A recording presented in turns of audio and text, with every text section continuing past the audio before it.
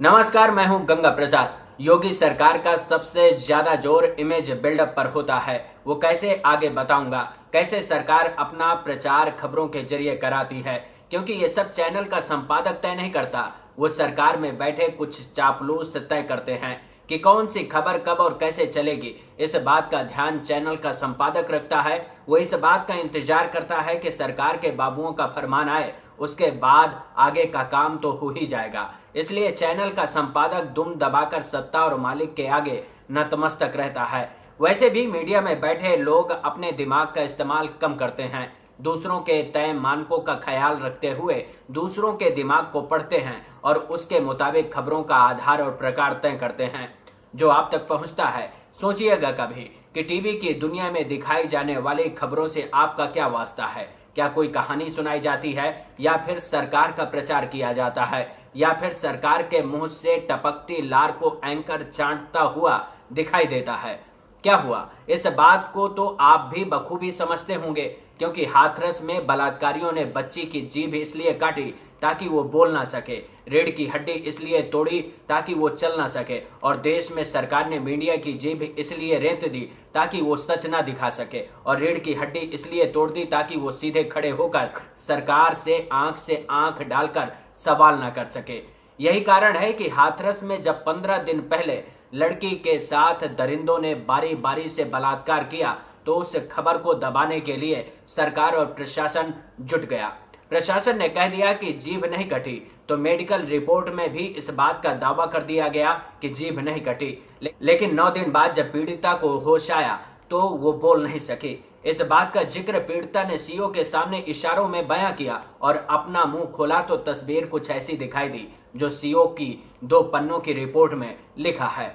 सरकार ने कहा कि पीड़िता के साथ कुछ नहीं हुआ, और मीडिया ने उस सच को मानकर दिखाया जिसको सरकार और प्रशासन सच मानता है। किसी ने पड़ताल नहीं की कि सरकार और प्रशासन जो कह रहे हैं क्या वो सच है, या फिर पीड़िता का भी कोई सच है जिसे दुनिया को जानना चाहिए। अगर सरकार की बात सच होती तो एक सच यूपीए सरकार का भी है कि उस सरकार ने भी कहा था कि सीएजी की रिपोर्ट में जिन घोटालों का जिक्र है वो सच नहीं है, और ये आज तक साबित भी नहीं हुए। फिर भी क्या आपने मान लिया था कि भ्रष्टाचार नहीं हुआ? अगर नहीं माना था तो फिर इस बात पर भरोसा कैसे कर लिया कि प्रशासन ने कह दिया कि रेप नहीं हुआ, जीभ नहीं कटी, मारपीट नहीं हुई, रीढ़ की हड्डी नहीं टूटी, उसको दर्द नहीं हुआ? ऐसा कौन सा प्रमाण आपके सामने प्रशासन ने रखा जिसके दम पर मीडिया में बैठे बड़े बड़े संपादकों को भरोसा हो गया कि जो प्रशासन कह रहा है वही सच है और पीड़िता का पक्ष कोई मायने नहीं रखता? ऐसा तो देश की अदालतें भी नहीं करती। कम से कम देश की अदालतें दोनों पक्षों को सुनती तो हैं, लेकिन देश का मीडिया खुद तय करता है और खुद फैसला सुनाता है। यही आज का सच है। उसे इस बात से कोई फर्क नहीं पड़ता कि दूसरे पक्ष का सच क्या है, क्योंकि उससे सरकार को कोई फर्क नहीं पड़ता। योगी सरकार अपनी इमेज बिल्डअप का काम बहुत सलीके से करती है, जिसका प्रचार मीडिया भी सलीके से करता है। बलात्कारियों और छेड़छाड़ करने वालों के चेहरे बेनकाब करने का फरमान सरकार ने सुनाया, यानी कि उनके पोस्टरों को चौराहों पर टांगने की बात कही और मीडिया ने जमकर प्रचार किया।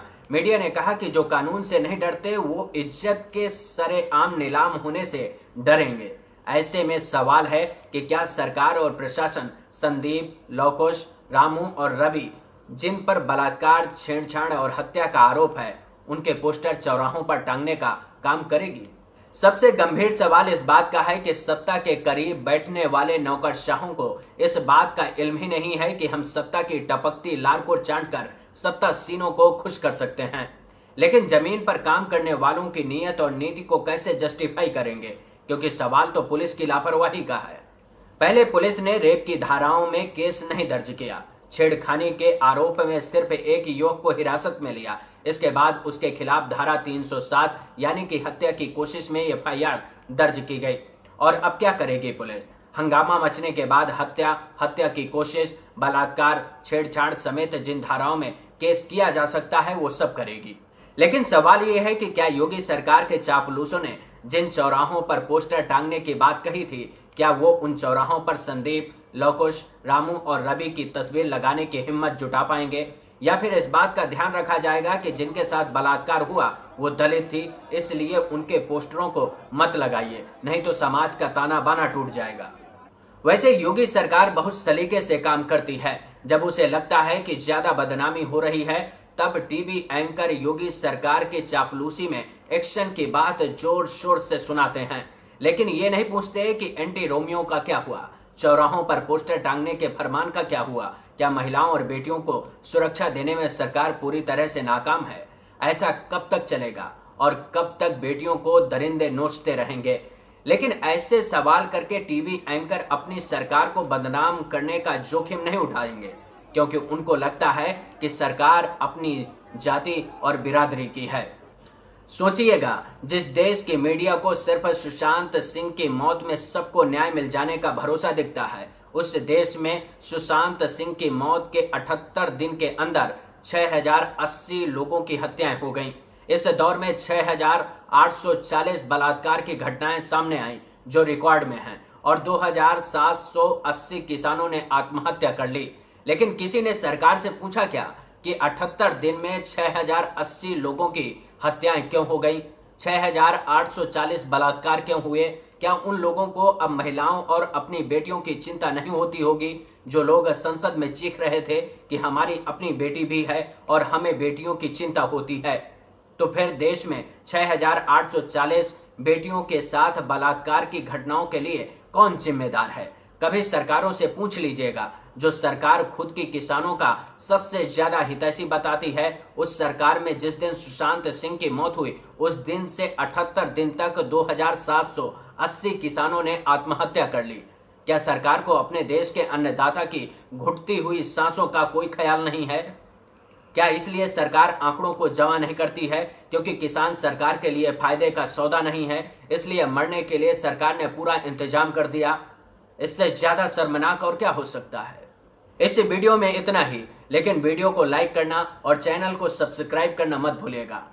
इस पर अपने विचार शेयर करेंगे तो हमको भी अच्छा लगेगा। इसके साथ ही मैं अपने सभी वीडियो टेलीग्राम में डालता रहता हूं, तो चैनल को ज्वाइन कर लेंगे तो मेरे हर वीडियो का नोटिफिकेशन आपको मिलता रहेगा। नमस्कार।